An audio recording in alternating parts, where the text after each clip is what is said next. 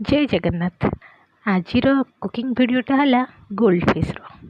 ठीक शुणिले gold fish विश्वास करना से तो प्रिपरेशन चली ये हेले गोल्ड फिश आज्ञा। हाँ, मुंबई रे यार रेट जदि 1000 टंका है ताले गोल्ड फिश तो है ना। आपड़ कौन भाविले से एक्वेरियम वाला गोल्ड फिश नाम यही गोल्ड फिश कथा मु कहूली। आम डायमंड लिस्ट अच्छा ना इलिसी से यही गोल्ड फिश को आज रांधि सब मैरिनेट करके फास्ट फ्राए करदेली। फ्राए करके साइड रखदेली। तापर पियाज स्लाइस करके गार्लिक स्लाइस करके टिके रोस्ट करदेली।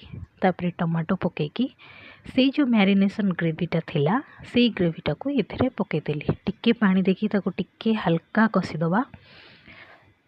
जितेबले देखिए ऊपर तेल टिके छाड़ी आसुची सेतेबेले माछ दुईटा को पकईदेवे। Sorry sorry sorry gold fish दुईटा गोल्ड फिश को पकईदेवे।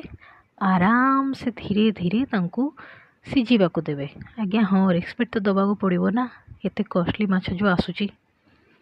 ता ऊपर टिके मु हल्का क्रीम आउ धनिया पत्र पकईकी गार्निश कर देथिली।